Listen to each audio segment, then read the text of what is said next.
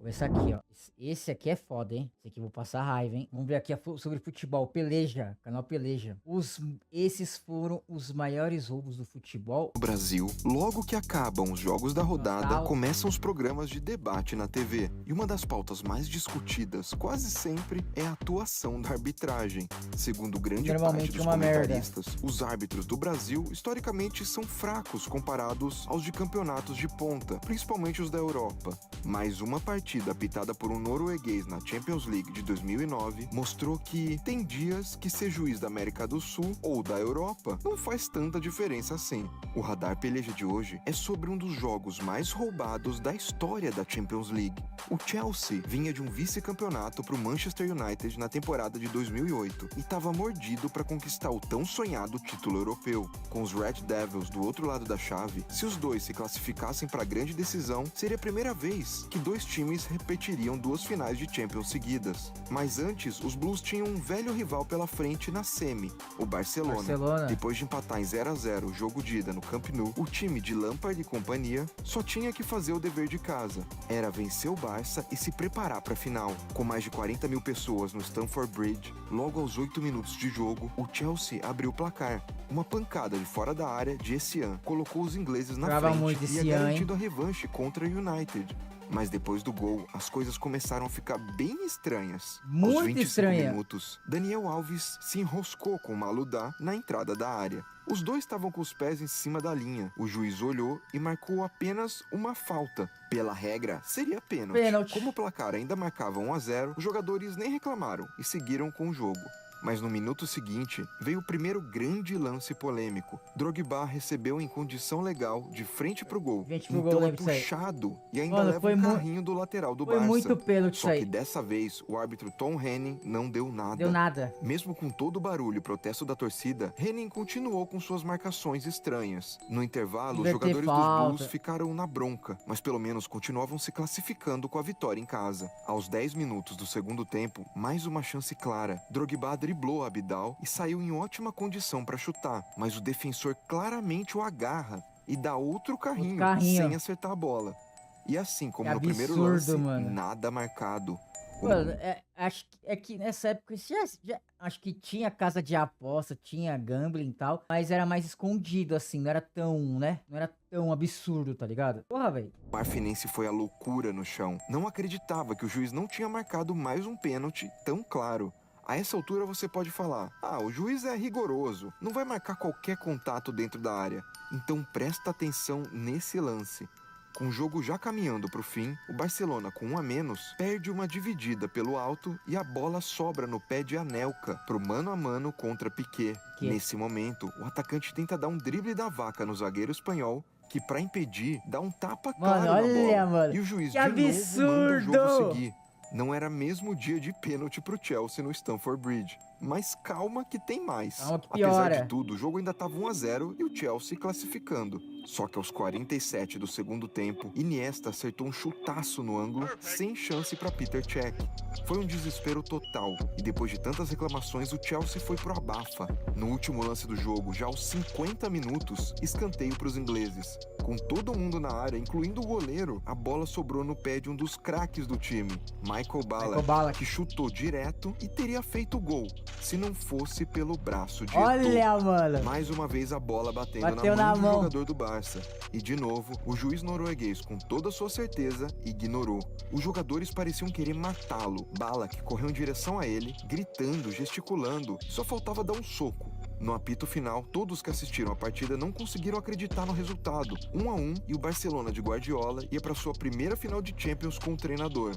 Drogba não se conteve, foi para cima tirar satisfação com o juiz e só parou depois de ser retirado pelos companheiros. Enquanto ele era afastado, olhava para a câmera e repetia: "Isso aqui foi uma desgraça." Anos depois da partida, em 2012, quando os clubes reeditaram essa semifinal, o juiz Henning contou em uma entrevista: "Até hoje recebo ameaças de torcedores do Chelsea, pelo menos umas 3 por ano." Eu com a Marídia.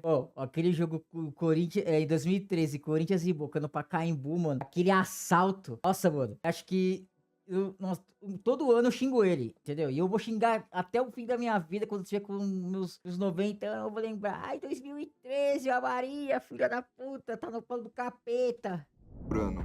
Será difícil esquecer essa partida que manchou a história da Champions League e até hoje é contestada pelos torcedores do Chelsea.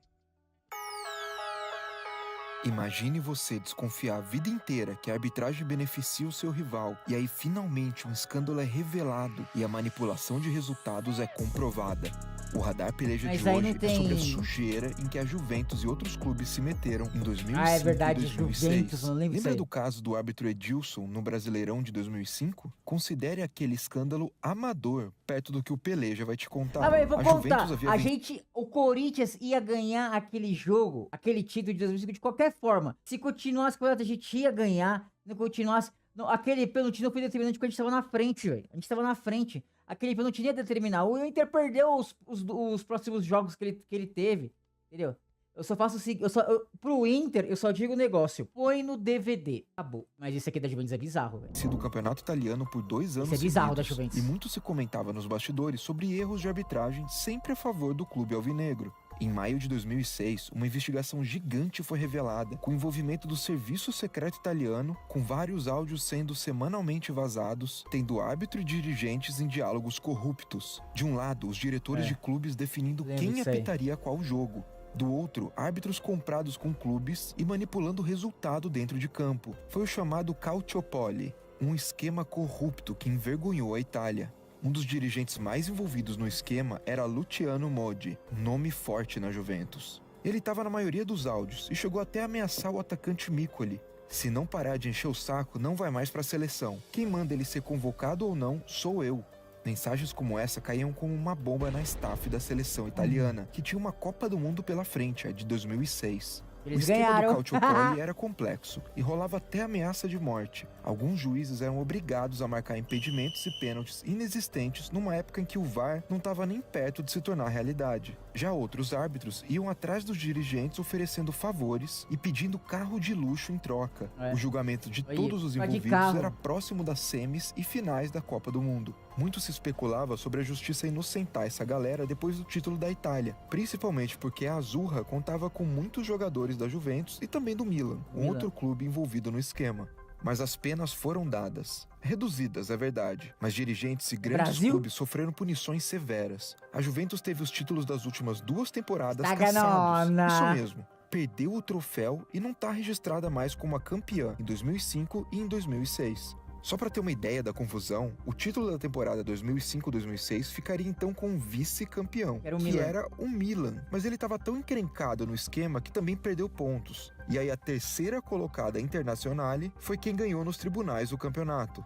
Outros clubes como Reggina, Fiorentina e Lazio também foram punidos, mas o maior impacto foi na velha senhora. A Juventus foi automaticamente rebaixada para a Série B. Houve uma debandada automática de jogadores. Cannavaro, Thuram, Ibrahimovic e outros pularam fora do barco depois dessa punição ao clube. Afinal, o mercado estava aquecido e tinha espaço para esses caras em clubes tão grandes quanto a Juve. Os que decidiram ficar e jogar a Série B ganharam respeito eterno da torcida. Trezeguet, Del Piero, Chiellini e, claro, Buffon são alguns nomes que não quiseram abandonar o clube apesar das propostas Aí você altas. vê que o cara é jogador sempre de bom verdade, lembrar né? que Buffon era o goleiro campeão do mundo e se encaixaria tranquilamente em outros clubes da Europa. A Juventus venceu a Série B no campo e 10 anos depois, num evento do clube pela Itália, o torcedor mirim Lorenzo fez a seguinte pergunta ao goleiro Buffon em meio a uma entrevista coletiva: por que você ficou na Juve mesmo com o rebaixamento?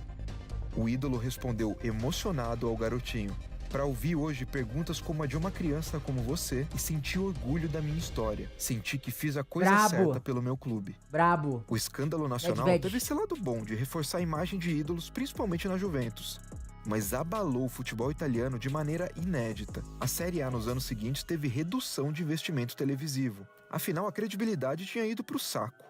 Até hoje, isso reverbera. Foi em 2006, até hoje. Nas 2 últimas Copas, a Itália não foi. A Itália não foi pra Rússia, e a Itália não foi pro Catar, velho. A Itália não foi. Impactou fortemente. Agora vai, né? Porque tem 48 seleções, velho. Agora vai todo mundo. Mas, porém, entretanto, todavia, até hoje, esse esquema fudeu com o futebol da Itália. Muitos acreditam que esse escândalo foi o responsável pelo enfraquecimento do campeonato falei? italiano e dos seus clubes. Falei? Talvez um dia o futebol na Itália até se recupere desse caso, que não acabou em pizza italiana. Algumas das partidas mais polêmicas da história do futebol Essa é muito boa, já essa foram aí, ó. assunto em episódios do Radar Peleja, mas tem Essa é muito boa. jogo em Aquele específico. negão correndo ali, o goleiro tinha deixado um patuá. No gol. E a bola não entrava, mano. A bola não entrava. A bola batia na trave, o goleiro fazia um milagre e não entrava. Aí aquele jogador que tava correndo percebeu, jogou o patuá fora, foram correr atrás dele. Acho que ele foi expulso, levou o cartão amarelo. Aí foi lá, o time virou. Que sempre é sugerido como pauta nos comentários do canal. O bizarro Nossa, Flamengo e Atlético esse foi bizarro pela mesmo. Libertadores de 81, com José Roberto Wright visivelmente alterado. O Radar Peleja Esse de foi hoje mesmo. te conta a razão da primeira Libertadores do Flamengo ser tão contestada por adversários. Não, isso aqui foi um absurdo. Campeão, Atlético vice, frente a frente agora à noite em Goiânia, para ver quem vence o grupo 3 da Libertadores da América. Isso foi O absurdo. regulamento estranho da Conmebol faz o Peleja te explicar por que Flamengo e Atlético valiam uma vaga na fase seguinte do torneio. Na primeira fase, apenas o campeão de cada grupo seguiria vivo na Libertadores. Os cariocas e os mineiros empataram na liderança e tiveram que jogar uma partida de desempate. O Atlético Mineiro precisava vencer, já que o Flamengo tinha mais saldo de gol no grupo. O palco escolhido era neutro, o Serra Dourada, em Goiânia, que é gramado considerado horroroso. um dos mais modernos do país e que aproveitou. Mais moderno, o campo só é grande, gigante. Nossa, acho que um dos maiores campos que tem no mundo, tá ligado? A importância daquele jogo para ousar no corte do gramado. Nossa, que Esse bosta. visual deixa tudo ainda mais pitoresco na memória de quem assistiu ao duelo. Eu não era nem Agora que nascido. você já entendeu o palco e o torneio, tem que conhecer o personagem que foi centro da polêmica toda, José Roberto Wright. Mas eu sempre faço o omelete depois que a galinha bota os ovos. Na época, era um dos destaques da arbitragem brasileira, mas costumava ser igualmente polêmico e com uma personalidade forte. Quase todos os dirigentes não iam com a cara do juiz. Olha aí o Aidar, ex-presidente do São Paulo, que a torcida hoje detesta, falando o que achava do Wright. Dúvida muito grande, nunca escondi Nossa, o Aidar essa era dúvida assim? quanto ao comportamento do senhor José Roberto Wright. Eu sempre julguei o árbitro extremamente prepotente. O jogo em si entre Galo e Flamengo tinha a expectativa do país inteiro, principalmente pelos jogadores que estariam em campo. Era a grande base da seleção brasileira do ano seguinte, na Copa de 82. E perderam, né? A seleção de 82 foi a melhor seleção que o Brasil já teve. Toma, perdeu 94, ganhou, chupa. Zico de um lado e Reinaldo de outro, dentre outros craques. Mas o que se viu foi algo longe de um espetáculo. Aos 33 minutos de jogo, uma confusão absurda. Zico sofre falta de Reinaldo e o atleticano recebe o vermelho direto, para surpresa de muitos. José Roberto Wright parecia mais agitado que os próprios jogadores. Depois do artilheiro do Atlético já fora do jogo, a partida foi retomada. Mas menos de 2 minutos daquele lance, o Galo sofre uma falta e Éder tenta cobrar com rapidez. Mas Wright tira a bola de seus pés e os dois acabam se chocando. O juiz imediatamente tira o cartão do bolso e o expulsa. Olha, O atleticano cai de joelhos sem acreditar no que acontecia. Pra quebrar na porrada. Tinha que quebrar na porrada, velho. E a diretoria do Atlético entra em campo e o diretor quer agredir o Zé Roberto Wright. É isso mesmo, a diretoria mineira invadiu o campo e Certíssimo. queria pegar o juiz na porrada. No meio da confusão, Chicão e Palhinha ainda receberam cartão vermelho. O treinador Carlos Alberto Silva também foi expulso. Eram então 4 jogadores a menos do lado atleticano. Os diretores pediram que o time saísse de campo e não jogasse mais. Só que cerca de 15 minutos depois, o Atlético decide voltar ao campo para não ser punido. Detalhe, só os titulares retornaram e não havia jogador no banco de reserva. Anos depois, Wright disse que a expulsão de Éder foi pelo que ele disse após a trombada, mas nunca saberemos as palavras exatas que foram usadas.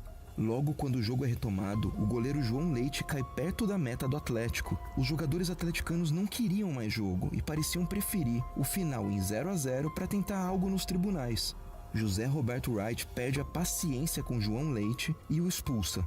O jogo estava encerrado porque, pelo regulamento, o Atlético Mineiro tinha menos jogadores do que é exigido em campo. A Conmebol não pra só quebrar na ignorou porrada, o pedido né? do Atlético de revisão do resultado, como puniu o clube por, segundo a entidade, ter se esforçado para abandonar o jogo desde o segundo jogador expulso. Wright foi eleito o melhor árbitro daquela edição da Libertadores. Nossa. E o Flamengo foi avançando até ser campeão com um time fortíssimo que tinha. É por isso que os caras até hoje usou o Flamengo por causa disso, mano. Foi o fim da picada isso aí. José Roberto Wright deu várias entrevistas sobre o assunto depois de aposentado, sempre reforçando que faria tudo novamente e que não errou nos cartões. Outros ex-árbitros como Paulo César de Oliveira e Sandro Meirahit disseram em 2019 que o cartão correto para Reinaldo seria o amarelo. Fica difícil saber o que realmente foi dito em campo naquela noite. Reinaldo chegou a declarar em entrevista para a Rede Globo que no início do jogo, Wright chamou os principais jogadores dos dois lados para um papo. Ele falava que não admitiria lances duros e que daria cartões, mas só apontava para os jogadores do Atlético. Qual a sua opinião dos lances? Você conhece esse árbitro? Olha lá, é agora! Nossa, mano, eu vou ter que me concentrar aqui. A minha opinião é que é aí que saiu o Paranauê do Flamengo, velho. Que todo mundo fica zoando, tá ligado? Que o hino do Flamengo tem até apito no o hino do Flamengo é o único que tem apito na música, né? Enfim. É, mas é Flamengo, né? Só conseguiram fazer depois de o quê? 40 anos? 30 anos depois conseguiram um título da Libertadores de novo? Mas aí, né? Aí foi bonitinho, né? Aí foi bonitinho. Aí tentaram de novo em 2020, né? Aí o Palmeiras foi lá e ganhou, né? Mas enfim, é a prepotência, né? Eles acham que eles podem tudo, né? Mas enfim, é agora.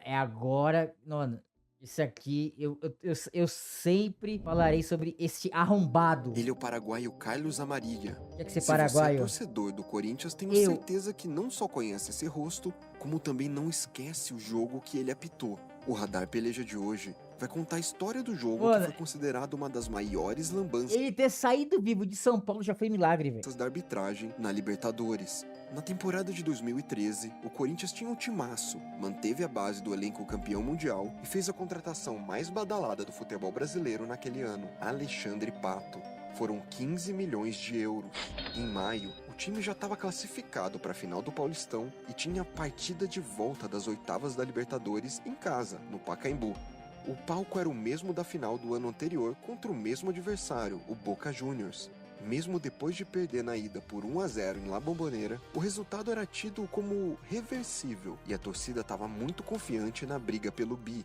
O que ninguém esperava era que o trio de arbitragem paraguaio virasse uma baita dor de cabeça para a torcida corintiana. Arrombado. Precisando vencer por pelo menos um gol de diferença, o Corinthians foi para cima. Com Não. menos de 10 minutos, o primeiro lance polêmico. O zagueiro do Boca Foi deu muito- um tapa olha isso. intencional na bola dentro da área, o que indignou Emerson Sheik. O brasileiro levou cartão amarelo por reclamação e o juiz ignorou os pedidos de pênalti, para Aí, ó. já acender a fúria dos torcedores da Fiel. Poucos minutos depois, mais um lance estranho. Romarinho recebeu uma enfiada de bola e abriu o placar, mas o gol foi mal anulado por impedimento. Na hora, o comentarista de Olha arbitragem isso. da Globo, Arnaldo César Coelho, disse que o atacante estava a 1 metro da linha de impedimento. 1 metro, mano. E pra piorar a situação, 1 minuto depois, Riquelme, o craque do time, fez um golaço. Cagada. Pro segundo Mano, esse tempo, gol, velho, esse gol foi uma da... Sabe o gol que o Corinthians tomou do Cruzeiro na quarta-feira que a gente viu aqui? Que a bola o cara chutou, pegou no André Ramalho e encobriu. Mano, esse gol foi 30 vezes pior, porque o Riquelme ia cruzar. O Cássio ia pro cruzamento. Mano, ele falou assim, aí o Riquelme depois falou assim, eu meti a bola direto, você que meteu minha pica, velho. Foi o gol mais cagado que eu já vi, velho. o Timão veio com sangue no olho. E aos 5 minutos, Paulinho empatou o jogo, deixando o time a 1 gol da classificação. E esse gol veio. Em uma cobrança de escanteio Sheik, após né? uma confusão na área, o meia mais uma vez empurrou a bola pra dentro. Essa Só foi. que mais uma vez foi marcado o impedimento de forma errada. Os jogadores e a torcida não conseguiam entender o que estava acontecendo. E o árbitro continuava irredutível nas suas marcações. Olha lá. Com 1-1 no placar no apito final, o Corinthians foi eliminado. Mas a torcida continuou cantando, porque já tinha elegido o culpado. E ele não estava vestindo a camisa do Timão. As polêmicas daquela noite foram tão grandes que em 2015, uma TV argentina teve acesso a telefonemas entre dirigentes da Associação de Futebol Argentina 2 dias depois da partida. Eles elogiavam a atuação de Amarilha. O presidente da AFA, Julio Grondona, disse na Arrombado, gravação: gordo. O melhor reforço que o Boca teve nesse último ano. Jogou o melhor reforço reforço que o Boca teve nesse último ano, Amari. É por isso que o Boca Juniors tá nessa merda. É por isso que o Boca Juniors, ele tá perto... É que o Clausura e o Abertura, né? Os torneios da Argentina não tem mais rebaixamento, né? Não existe mais rebaixamento. Então, eles não vão cair mais não vão cair pra Série B deles lá, tá ligado? Mas é por isso que vai fazer não sei quantos anos que a Argentina, os times argentinos vão ganhar mais nada. E vai acontecer isso, sabe com quem? Com a seleção argentina. Putz, com a seleção da Argentina. Aí vem os caras.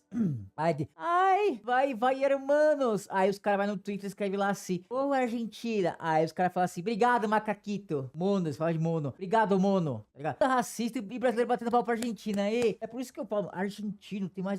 Sabe que tem mais que a galera? Tem mais é que se fuder, entendeu? No mesmo ano, a Fiel chegou a colocar uma faixa em homenagem ao juiz durante uma partida do Campeonato Brasileiro. Para evitar punições, a faixa foi logo retirada, mas simbolizou todo o ódio que esse nome traz a todo torcedor corintiano.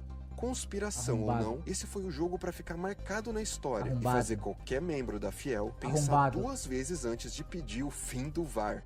Imagina se ele existisse na época. Então, aí, depois de muito tempo, o VAR veio, né? Depois da pandemia, né? Meio que oficializou e tal. Quando instalou o VAR, o Boca Juniors, nenhum time argentino ganhou mais. Nenhum time argentino ganhou mais. Eu espero que pior. Espero que... Mano, eu espero do fundo do meu coração que a Colômbia seja a segunda força, né? Que a primeira sempre vai ser o Brasil. Mesmo o Brasil sendo na merda, a primeira força sempre vai ser o Brasil. Que seja a Colômbia, que a Argentina fique no fundo do poço, velho.